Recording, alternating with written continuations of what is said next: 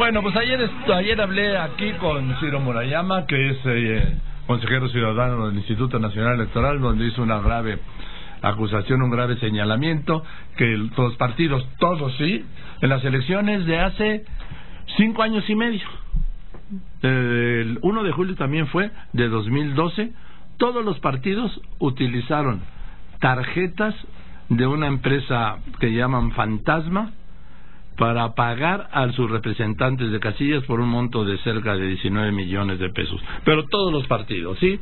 Y señaló que lo que es Bancomer, vamos a llamarle así, los antiguos le seguimos llamando Bancomer, el BBVA, Banco Bilbao Vizcaya Argentaria, se negó a darle los datos. ¿Cómo lo dijo Ciro Murayama? Aquella denuncia vieja de 2012 de Monex, sí, me acuerdo muy bien, fue a preguntar a 2.300 personas que habían sido representantes de casilla de la coalición del PRI, esto es una muestra representativa, si habían recibido pagos a través de tarjetas. Era como buscar una aguja en un pajar, pero la aguja apareció. Dos ciudadanos... Bien, es Ciro Murayama, y luego más adelante habla de... ¿Lo tienen listo? Bien, así es. Bueno, entonces hoy está aquí Jorge Terrazas, director de comunicación corporativa de de Bancomer, ¿no? Así le decimos nosotros también. Sí, Bancomer, sí, vamos. Trabalengua. Sí, pues sí, es que... Bancomer. Además la pronunciación de una letra que en México no se usa, ¿no? La V. La V. En fin, que es muy español. Gracias por el espacio. No, pues el que damos ayer es un derecho de réplica a lo que denunció aquí Ciro Murayama, bueno, y que había señalado, por supuesto, el Consejo General del INE.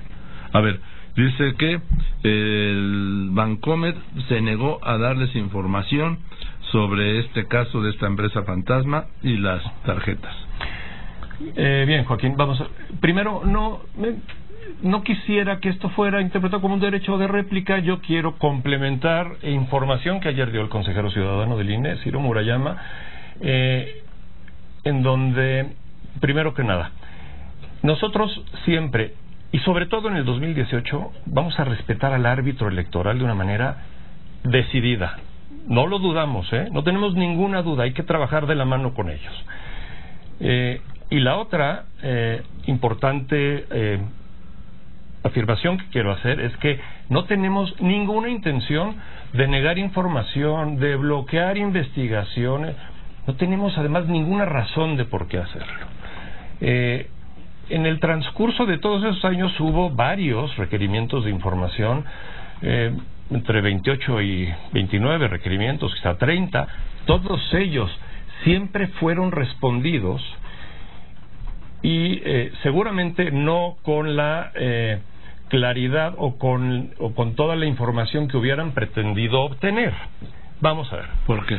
Porque, déjame decirte, en aquel momento existían todavía digo, porque ya no existen en la banca mexicana, cuentas muy básicas, tarjetas muy básicas.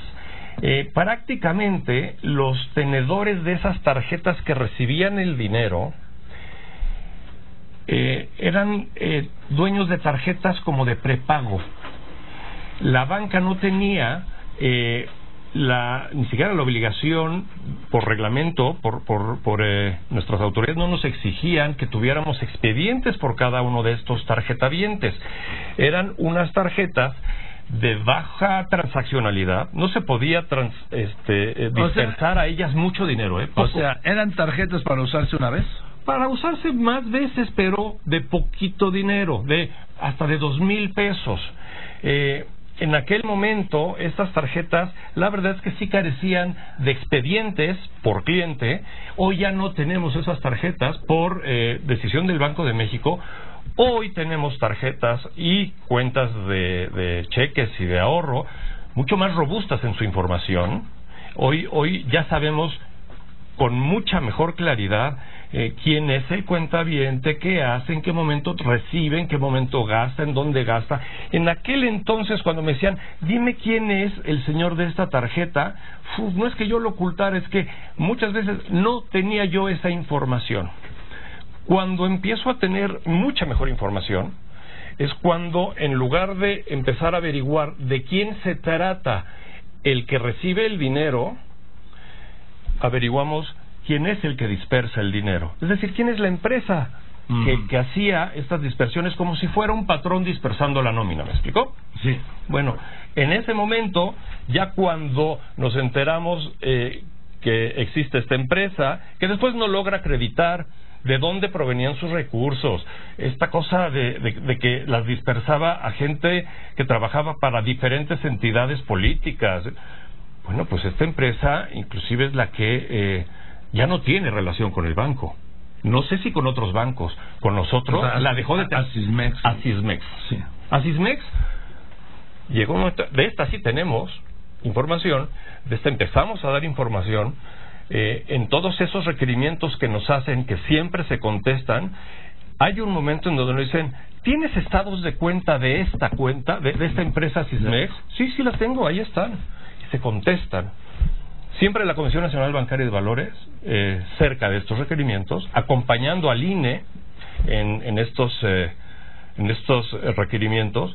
Y finalmente, en el 2017, llegamos a una situación en donde somos capaces de terminar con todo este problema, dando toda la información, no nada más de las 50, de las 70, de las 10 tarjetas que nos pedían, sino que acabamos dando la información de las 30,000 registros que tenía Asismex, y desde ahí es donde el INE logra construir lo que ayer nos enteramos.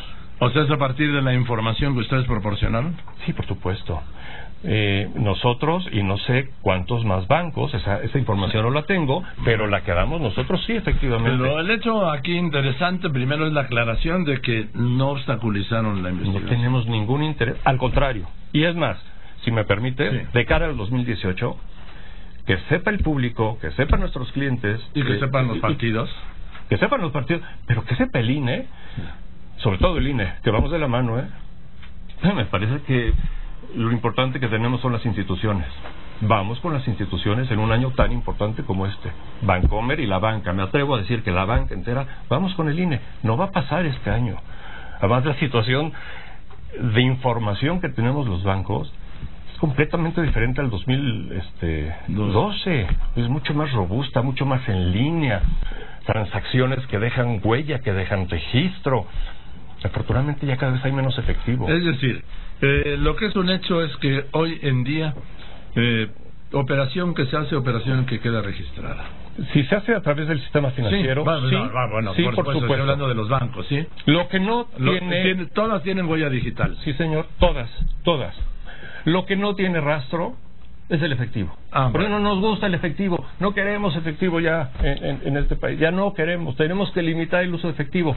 Y los bancos estamos desarrollando una serie de transacciones por tu iPad, por tu teléfono, por internet, y eso es muy sano, de verdad es muy sano y mucho más aunque transparente. Todavía hay una desconfianza natural a todo lo que es internet, para compras, para pagos.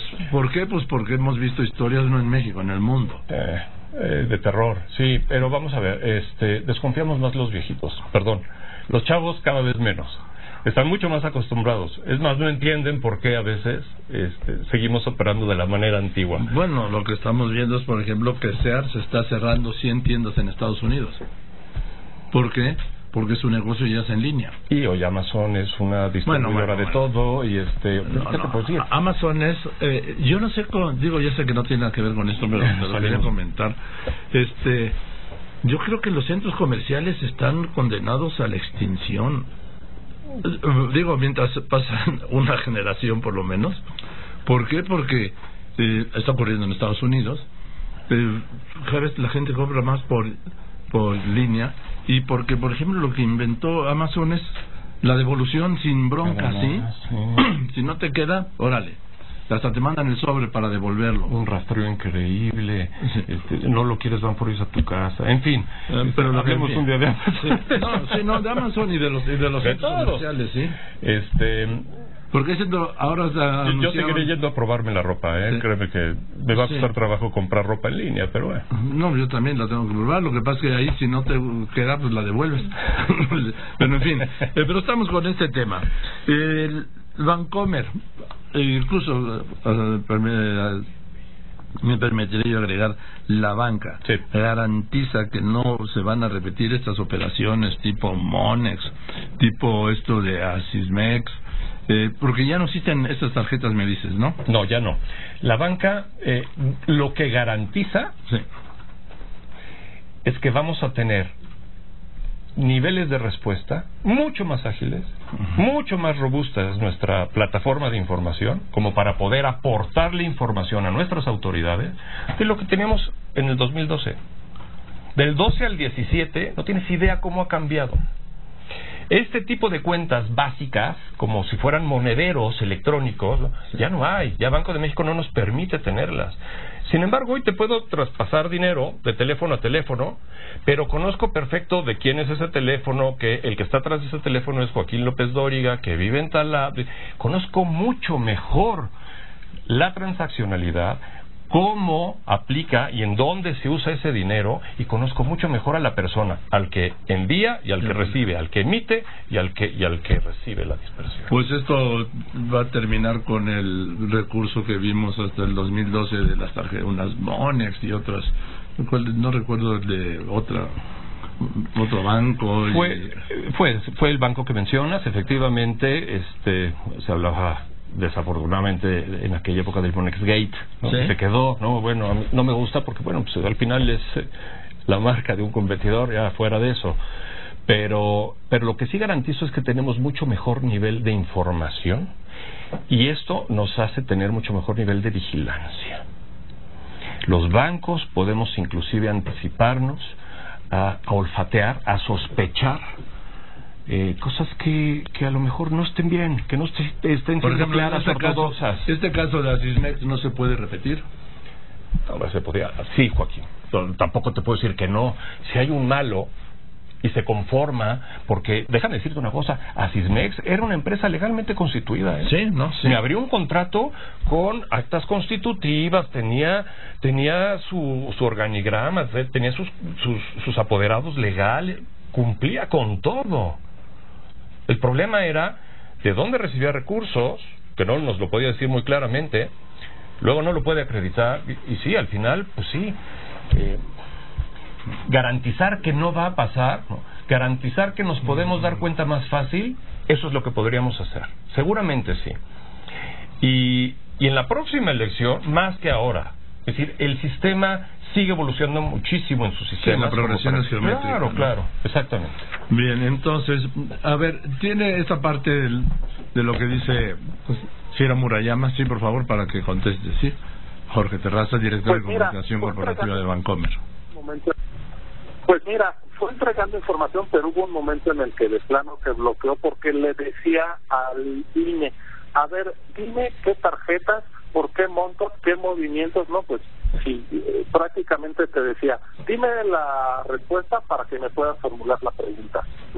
Una contradicción, ¿no? Fuera de lugar, en efecto, lo que el banco le estaba exigiendo a la autoridad electoral fue hasta hace muy poco, con el respaldo de la Comisión Nacional Bancaria y de Valores, que se venció esta resistencia de Bancomer, y pues me parece a mí un caso que debe llamar la atención acerca de cómo también hay otros actores, en este caso agentes económicos, de cuya actuación depende también la transparencia de la política, es decir, no solo son los actores directamente involucrados, sino...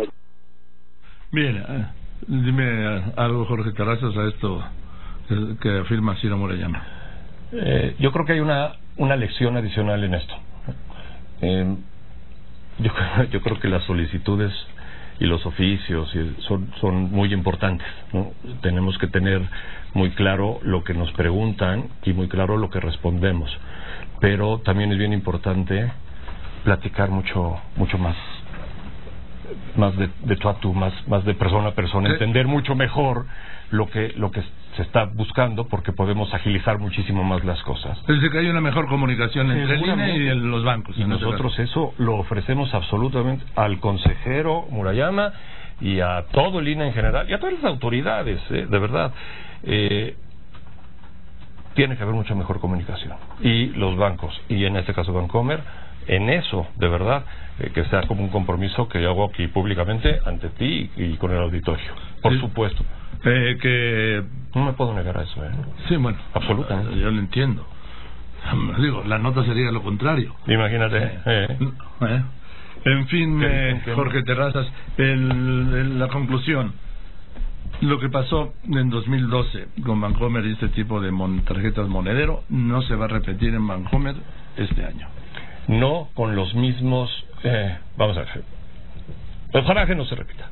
No tiene por qué repetirse. No se va a repetir con estos esquemas porque ya no existen. Bien. Punto.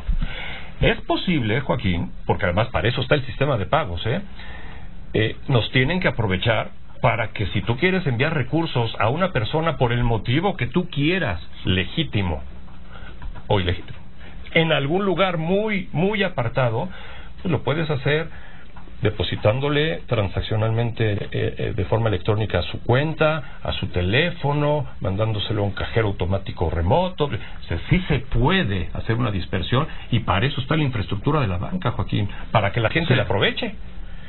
Ese es el sistema de pagos que tenemos en México y hay que aprovecharlo. Ahora, hay que regular muy bien cómo está regulado, qué se hace, cómo se hace, y que nuestros sistemas de información son muchísimo más ágiles y son mucho más transparentes. Pero lo importante, lo que destaco es la disposición, en este caso de Bancomer, de sentarse si hace falta hablar todos los días con el INE. Todos los días. Muy bien. De verdad. Pues aquí queda ya el compromiso. Aquí queda. Gracias, Jorge. Gracias a ti, de verdad, el espacio. Gracias. Muchas gracias. Es Jorge Terraza, director de comunicación corporativa de Bancomer, respondiendo esto, y me quedo con esto último. Bancomer está dispuesto a sentarse, si es necesario, todos los días con las autoridades del INE para dar seguimiento y dejar claro que esto no se va a repetir. ¿Es correcto? Así será. Muchas gracias.